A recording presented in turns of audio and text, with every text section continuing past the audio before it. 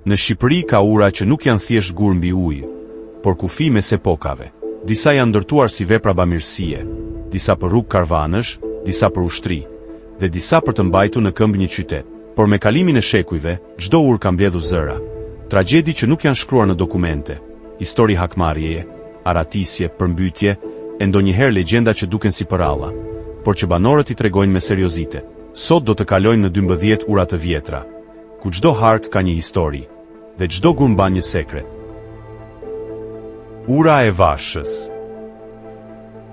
Mbi lumin mat, mes Klosit dhe fshatit Guri i Bardh, rreth 200 metra larg rrugës së Arbërit, ngrihet ura e Vashës, e ndërtuar në fillim të shekullit 18 si vepër bamirësie nga Haxhi Hajrullah Skura, që në fillim ura nuk ishte thjesht një kalim.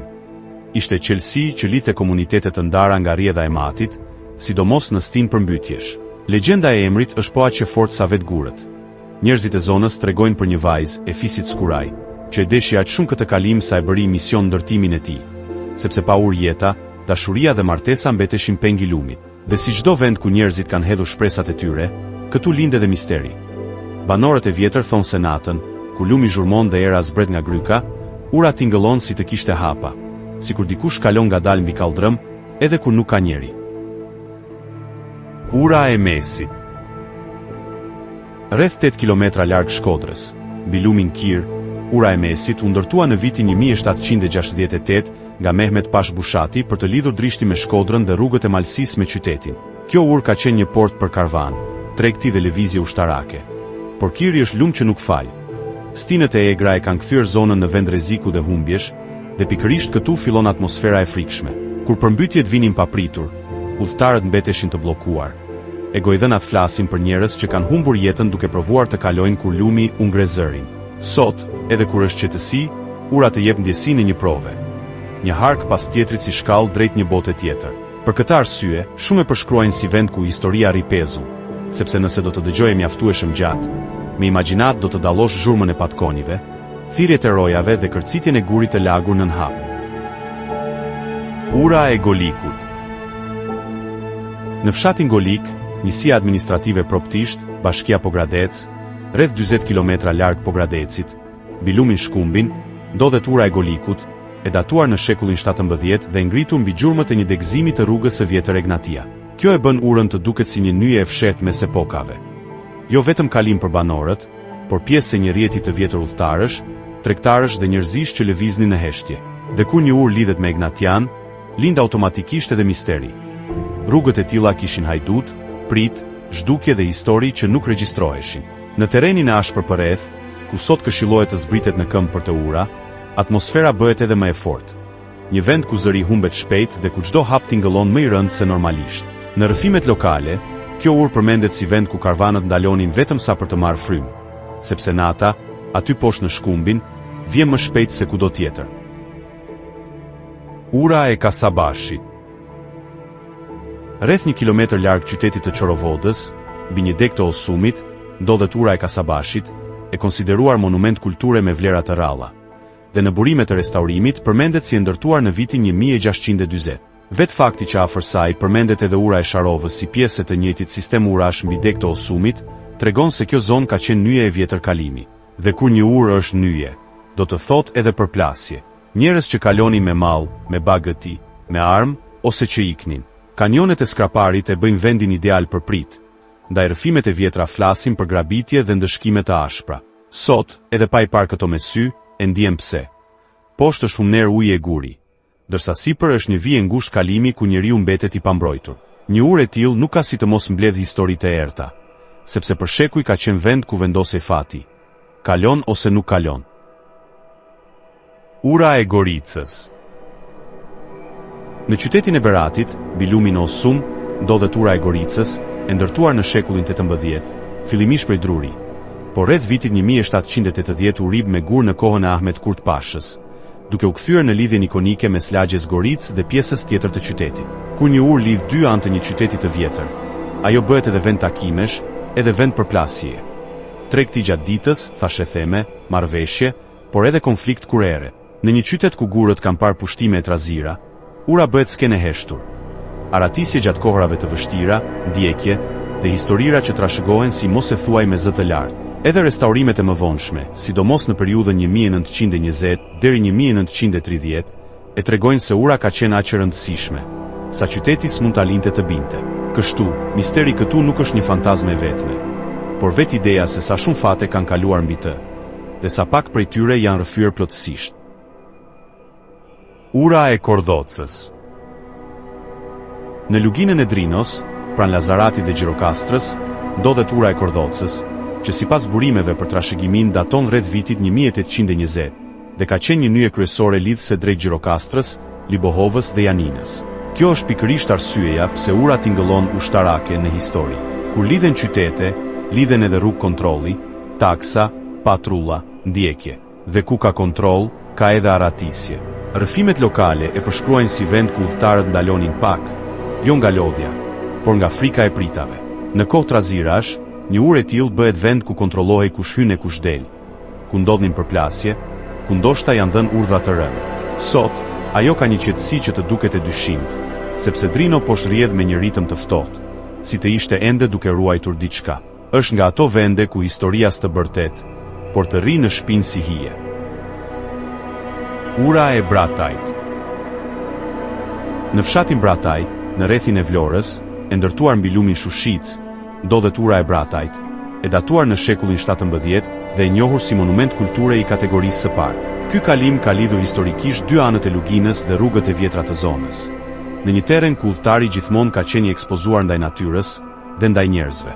Vetë struktura e saj, me hark të madh dhe harqe më të vegjël anash, të jep idenë e një vepre të menduar jo vetëm për bukurinë, por për të sfiduar prurjet e ujit dhe të mbijetojë. Dhe në një vend ku ura mbijeton, mbijetojnë edhe rrëfimet. Banorët flasin për net ku Shushica ngrihet dhe zhurma e ujit i mbulon çdo gjë, sikur të fshinte gjurmët e dikujt. Ura e Bratajt nuk të frikson me legjenda të trilluara, por me ndjesinë se ka qenë gjithmonë vend kalimi për njerëz që s'kishin kohë të ndaleshin, sepse po iknin nga diçka. Ura e Tabakëve. Në Tiranë, pranë zonës historike të Zejtarisë dhe afër xhamisë së Tabakëve, ndodhet ura e Tabakëve, e ndërtuar në periudhën osmane mes shekujve 17 deri 18, me kontributin e esnafit të Tabakëve për të kaluar mbi lanë. Ndryshe nga urat e maleve, misteri këtu është urban, sepse një qytet i vjetër fshe më shumë se sa tregon. Lana ka pasur prurje, përmbytje dhe rrëfime të errta, dhe një urë këmbësorësh si kjo ka parë për shekuj njerëz që kalonin me nxitim. Tregtar, zejtar, roje dhe më vonë banor që iknin rrëmujës së qytetit. Gjëja më interesante është kontrasti. Sot Tirana është dritë e zhurmë, por ura ruan atmosferën e një epoke ku punishtet e lëkurës dhe rrugicat e ngushta kishin erë tymi e hekuri. Në net të qeta, ku zhurma e qytetit bie, ura të duket sikur nxjerr një Tiranë tjetër, atë që nuk e shohim më, por që ende rri poshtë sipërfaqes. Ura e Ali Pashës.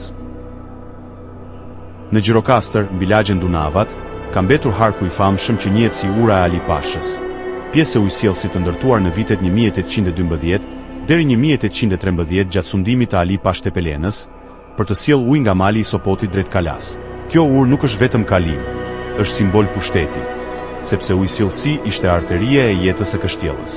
Dhe kur një njeri si Ali Pasha ndërton, çdo gur ka edhe frikë brenda. Historitë e kohës së tij janë plot urdhra të prerë, dëshkime dhe loj politike. Ndaj edhe ky hark ka marrë një aurë të errët. Banorët e lidhin me një epokë ku gjithçka vendosej me forcë. Ajo që e bën edhe më filmike është fakti se ujësjellësi u shemb në vitin 1932.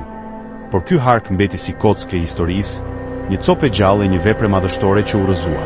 Dhe sot, kur e sheh, të duket sikur po sheh portën e një historie që nuk mbyllet kurrë. Ura e Katiut.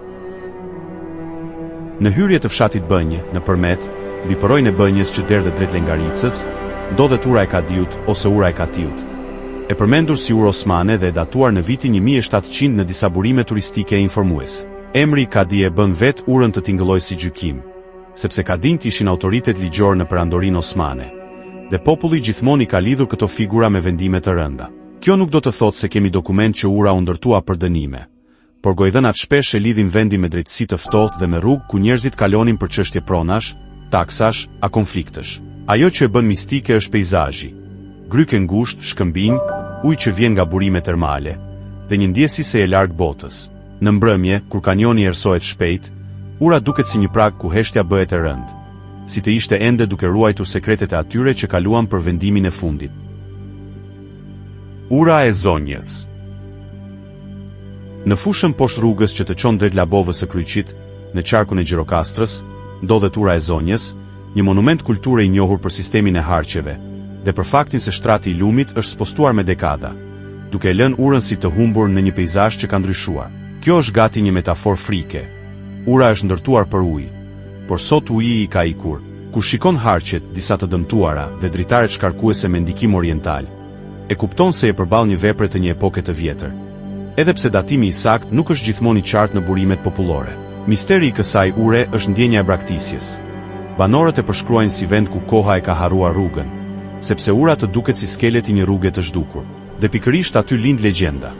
Kur një vend mbetet i shkëputur nga përdorimi i përditshëm, njerëzit fillojnë ta mbushin me rrëfime, përkalime të fshehta, takime të ndaluara, ose net kur era e fushës i bën harqe të duken si hije njerëzish.